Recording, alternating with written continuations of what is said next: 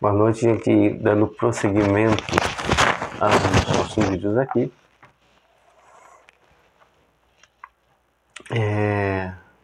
O segundo assunto que eu trago, que todo mundo sabe, né, que tá todo mundo já farto, já calejado de saber, que no último domingo houve manifestações, vandalismo lá em Brasília, né, com os radicais bolsonaristas, né, ou chamados golpistas, segundo a imprensa, né, os vândalos, esses aloprados. É o Brasil sob pressão política. O que isso significa pra gente, enquanto cidadão? Talvez a médio prazo, falando aqui, porque diante disso vai estar acontecendo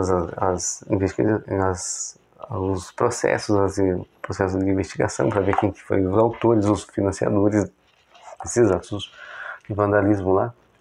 Quebraram o palácio, quebraram obras de arte lá, o patrimônio público, né? Depredaram o patrimônio público, né? Porque aquilo ali não é, eu digo que não é de uma pessoa, aquilo é da União, então é um patrimônio público, ou seja, do Estado. Então quem usa, as pessoas apenas usufruem daquilo, vocês não podem tomar posse daquilo. Até pinturas, esculturas. E quem viu as imagens viu que o negócio foi realmente muito sério, né? Daí tem as questões aí sobre de quem é o culpado, quem facilitou. Os desdobramentos já estão vendo decretação da prisão do secretário de Segurança do Distrito Federal, afastamento do próprio governador, né? E essas coisas não é de hoje, né? O passado sabe que isso já aconteceu, né? De invadir a esplanada, queimar e tentarem botar fogo em ministério, e isso é umas coisas que às vezes a mídia não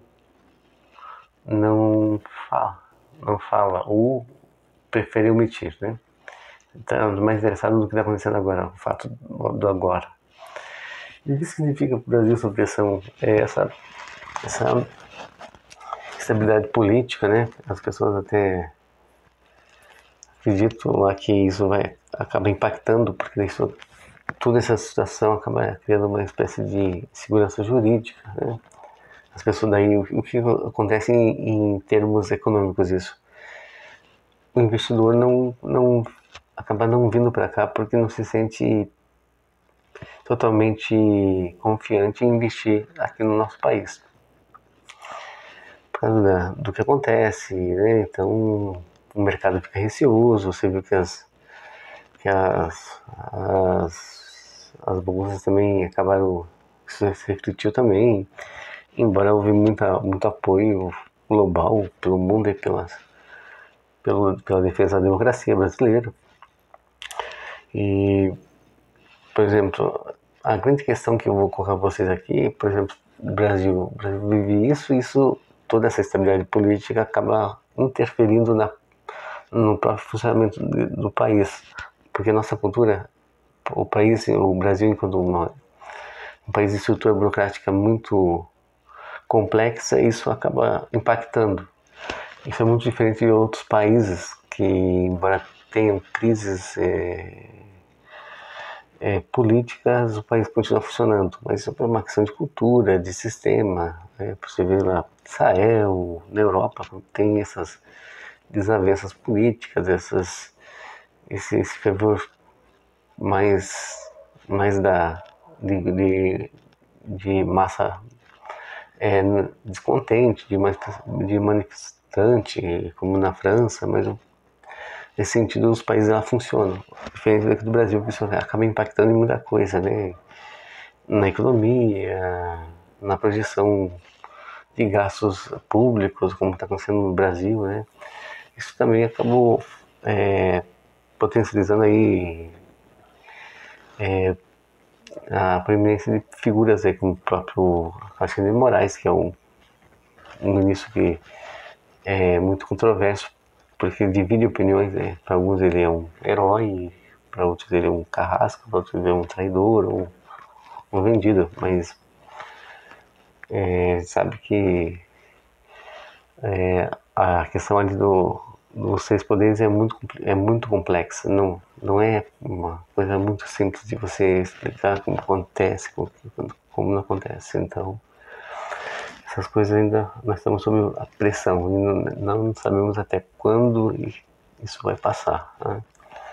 Porque ainda estamos em período de investigação, de elaboração de provas, né?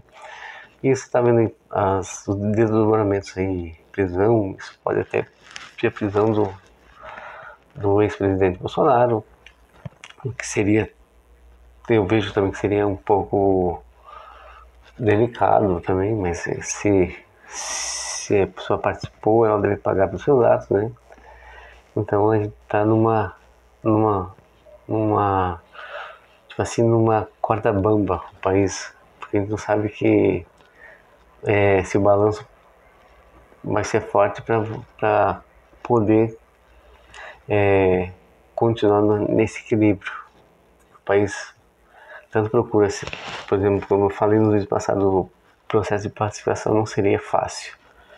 E como a despeito de tudo que aconteceu em Brasília a partir do último domingo, isso se caracterizou muito mais. Se havia um risco de dúvida, isso já acabou, porque a gente sabe que o processo seria dificultoso, tanto para o atual governo que começa, né? Por exemplo, a projeção da economia, né? A própria agência de risco ali, risco econômico ali ligado ao próprio Itaú, de banco, uma projeção de queda na economia, provavelmente no índice de serviços. Então ele fez um comunicado, alertou o atual governo. Então a gente estamos aí numa sinuca de bico, porque a gente não sabe qual vai ser os próximos passos daqui em diante, mas aguardemos como tudo isso vai chegar a um determinado fim. Não sei como é que vai ser lá na frente, né? Se vai acontecer, teremos mais, quais seriam as consequências disso, os desdobramentos de tudo isso. A gente ainda é muito cedo a gente dar uma prévia, mas a gente sabe que o negócio realmente está muito estável, o país passa por uma estabilidade política muito forte, como nunca aconteceu nos últimos anos, né? O Brasil é passado por crises políticas, mas essa crise que aconteceu, esses fatos, a própria eleição que foi muito polarizada, foi muito de ânimos bastante acirrado, isso ainda não foi digerido por grande parte dos grupos que disputaram o pleito, né, os candidatos, e aguardemos o que pode acontecer daqui para frente. Então, seria isso, pessoal.